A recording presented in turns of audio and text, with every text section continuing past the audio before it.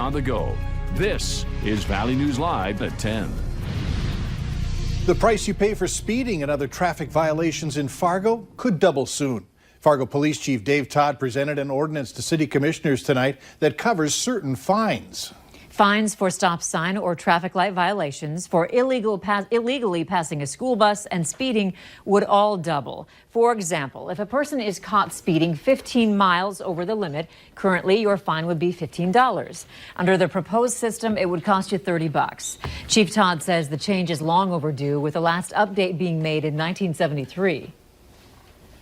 We are so far behind in our traffic fines, and it's not about generating revenue because the fines are so really relatively low. It's more about trying to provide some type of deterrence. The proposal has a few hurdles to clear, including a first reading at the next commission meeting where the public gets a chance to comment. If it passes there and again during a second reading, it would become law. Fargo's Renaissance Zone in downtown has been approved for another 5 years. The city must review it every 5 years and made a couple of changes tonight. The Woodrow Wilson block was removed because all of the projects for this area have been completed. Added to the zone was Block 57. That's along Main Avenue and between Broadway and 4th Street North. With the Main Avenue reconstruction, we've already received some inquiries from people interested in developing along Main Avenue. And so it makes sense to bring the block B2 back in. Right now, much of that block, Block 57, is being used for parking.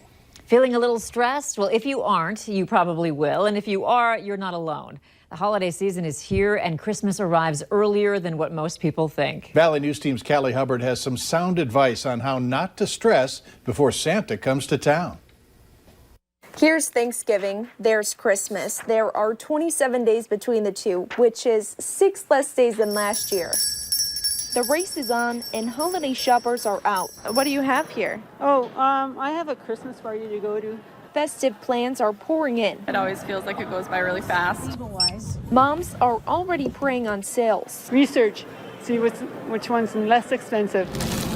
And all the other Christmas dresses are coming into play. Trying to get all the kids' stuff together, making certain they're happy in the presents that they want. If you're doing Thanksgiving, I suppose it'd be just getting all the family together and not having fights. Throw a secret Santa on the top of that and you have even more debt. But experts are saying moms don't try to do it all. Planning is a really big one. You know, just identifying what do we have on our agenda? What are the parties that we have to go to? What are the holiday events?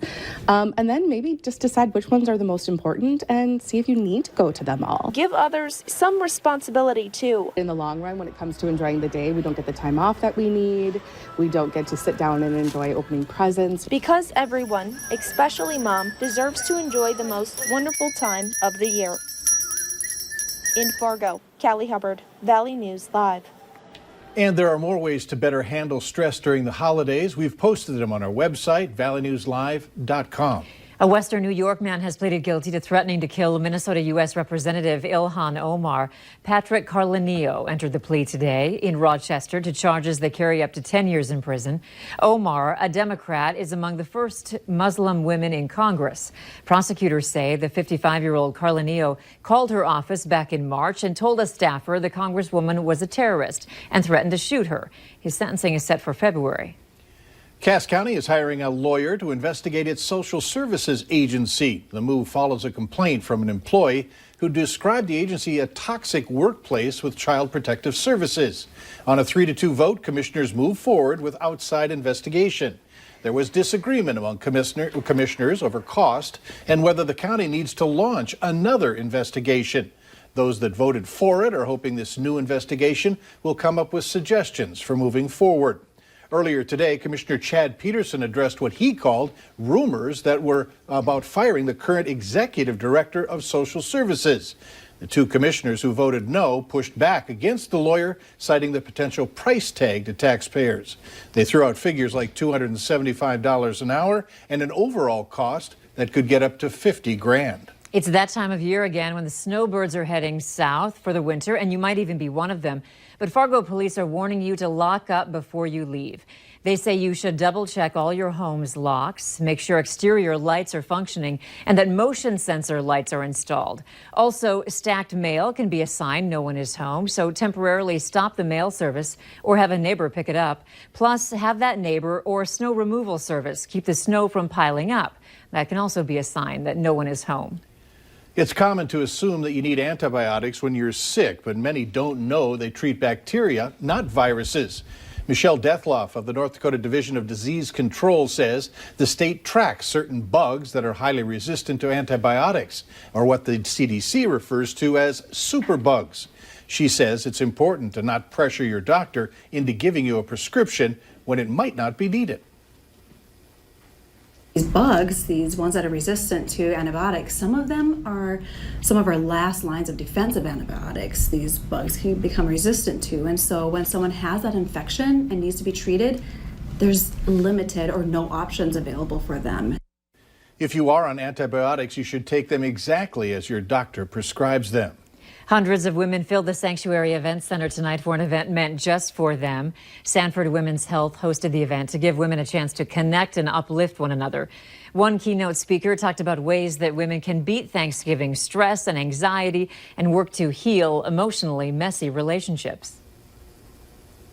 Have an opportunity in a place like this to connect, to share information, to have a great time, but leave here with tools and ideas and inspiration that they can use in their lives to truly increase the quality of their mental health. Those who attended also had a chance to ask questions to the panel of experts. The Valley Today's Lisa Bedeau emceed the event.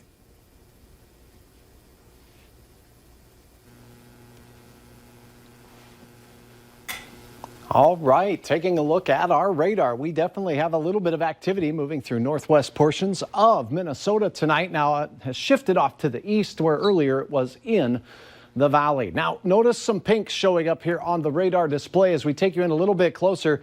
There's some moderate shower activity where you see the dark greens and maybe even heavy at times moving into central portions of Marshall County, Pennington County, Red Lake County also seeing some heavier showers. Where the pinks are though, temperatures flirting with freezing. Right now 32 in Fosston, so could be some sleet or freezing drizzle.